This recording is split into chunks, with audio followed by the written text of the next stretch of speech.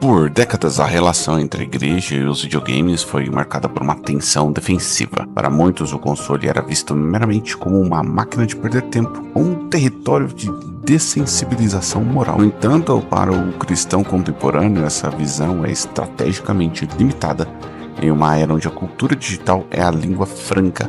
Ressignificar essa mídia é vital. Nós não estamos diante de um simples escape da realidade, mas de uma forma de arte capaz de explorar as profundezas da condição humana.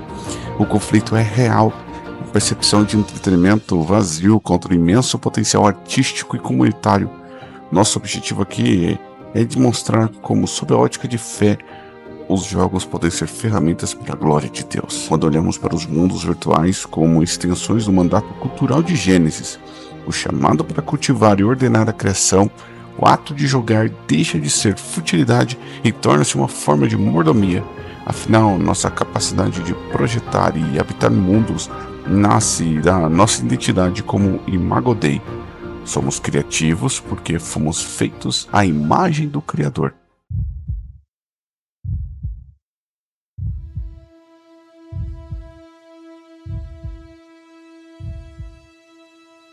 Para entender o valor dos games, precisamos recorrer ao conceito de subcriação, que foi popularizado por Tolkien. Ele argumentava que ao criarmos mundos secundários, como os de fantasia, não estamos competindo com Deus, mas refletindo sua natureza. Deus cria do nada, termo conhecido como ex nihilo.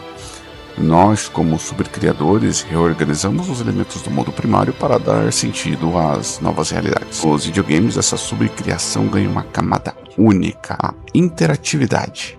O jogador não é um espectador passivo, o ato de jogar é em si uma parte ativa da subcriação. Através das nossas escolhas, nós ordenamos o significado daquele universo virtual.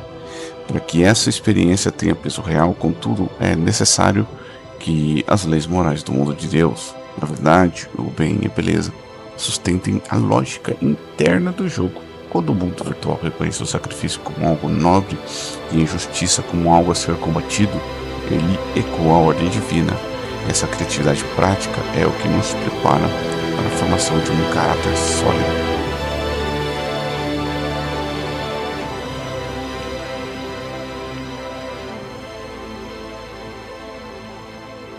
Longe de serem ambientes moralmente neutros, os jogos funcionam como laboratórios seguros para o exercício ético. O caráter cristão é moldado por hábitos, escolhas repetidas, e os games nos colocam diante de constantes microdecisões. Eles podem ser campos de treinamento para as virtudes cardinais.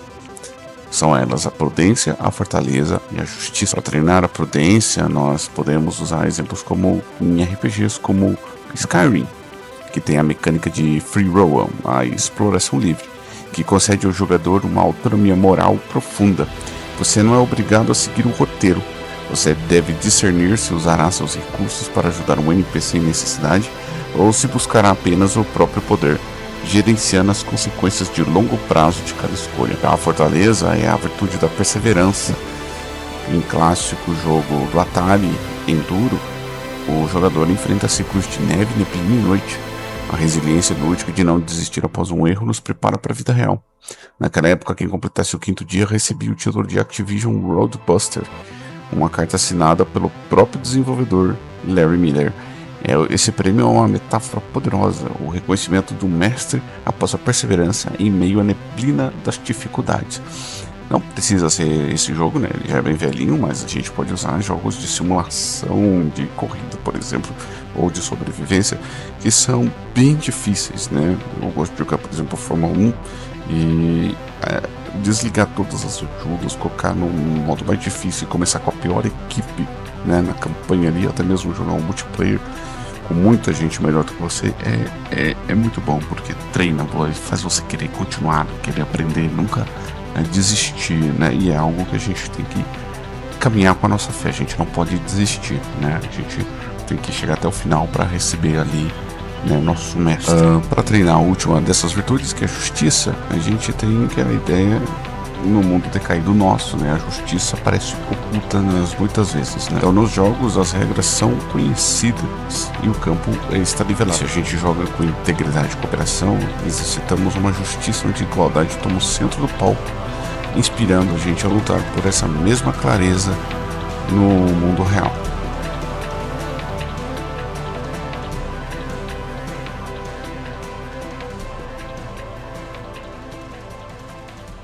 O ambiente online é um dos maiores campos missionários não alcançados. Milhões buscam pertencimento em guildas e clãs, muitas vezes mergulhados em toxicidade.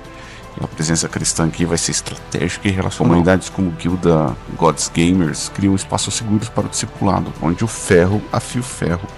No Brasil, o projeto UM Players demonstra o poder do sal e luz de forma concreta, através de transmissões na Twitch.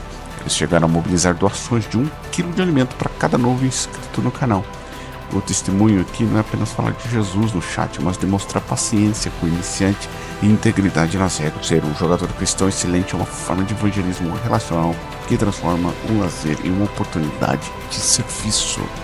Pois é, a gente não precisa ficar achando que o jogo pode ser só para lazer. Se você tem dificuldades assim em se comunicar com as pessoas, não acho que você não vai conseguir transmitir o evangelho. Há várias formas de transmitir o evangelho. E como eu digo aqui, até no seu jogo você consegue transmitir o evangelho. Você está jogando multiplayer, você consegue chegar ao coração das pessoas. Você consegue diminuir essa toxicidade, né? A gente consegue ser sal e luz até no mundo virtual, entende?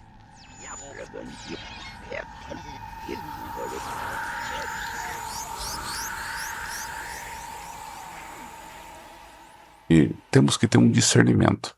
O equilíbrio entre a liberdade cristã e a vigilância é essencial para evitar sensibilização moral. Precisamos aplicar o filtro que encontramos lá em Filipenses capítulo 4, versículo 8. Aqui o discernimento deve ser distinguido do legalismo. O legalismo é como seguir rigidamente um meta ou um guia de jogo sem entender a alegria da experiência.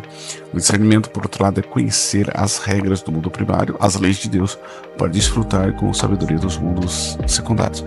O que eu quero dizer aqui, por exemplo, você vai jogar o jogo, mas você, em vez de jogar pela experiência, por gostar de jogar, você abusa de certas coisas, né? Por exemplo, você vai começar a jogar ali sem entender nada e pegar um tutorial, um passo a passo, e quer se tornar melhor do jogo ali do nada, mas você está seguindo os passos de outra pessoa, quando você deveria estar construindo sua própria experiência ali dentro do jogo. Usar meta, eu vou pegar um item que é muito apelão, muito ignorante, e eu vou ganhar. Você se torna forte sem ter aquela alegria de passar pelos perrengues, entende?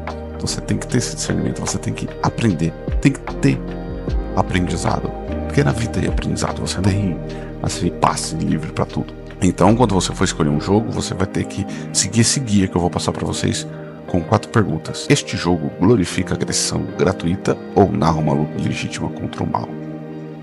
A construção deste mundo trata o bem como o mal ou a justiça como injustiça?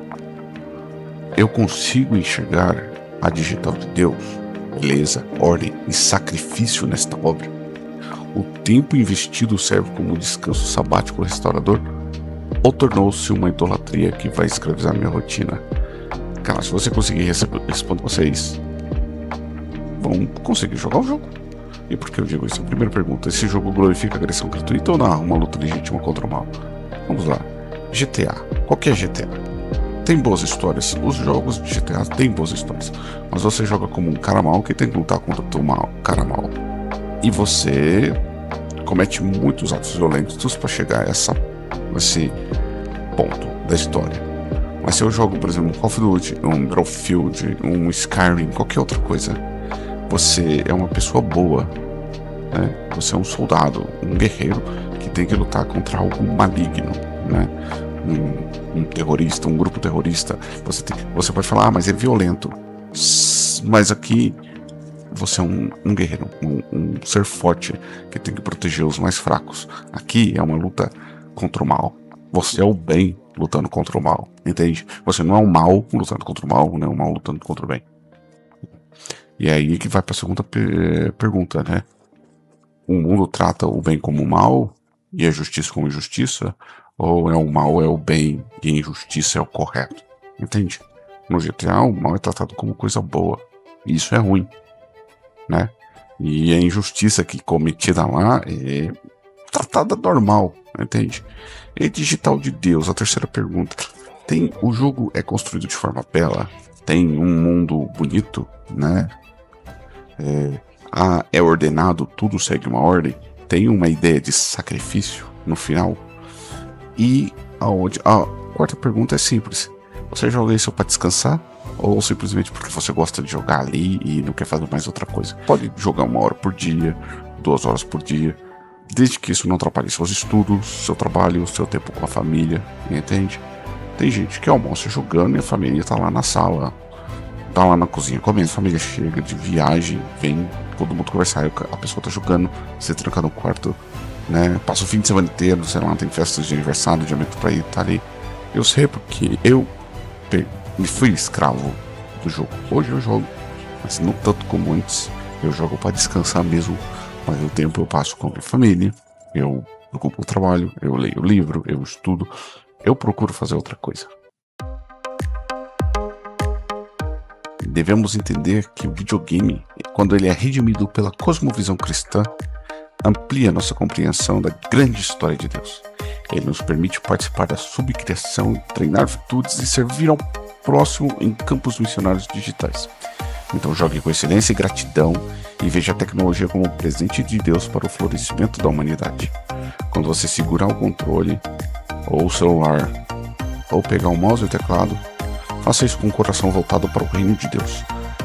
Porque cada desafio superado torna-se uma pequena celebração da criatividade e da perseverança que o próprio Criador plantou em você. Mantenha Jesus no controle de sua vida e deixe que a alegria do descanso fortaleça a sua caminhada real. Jogue para a glória de Deus. Amém.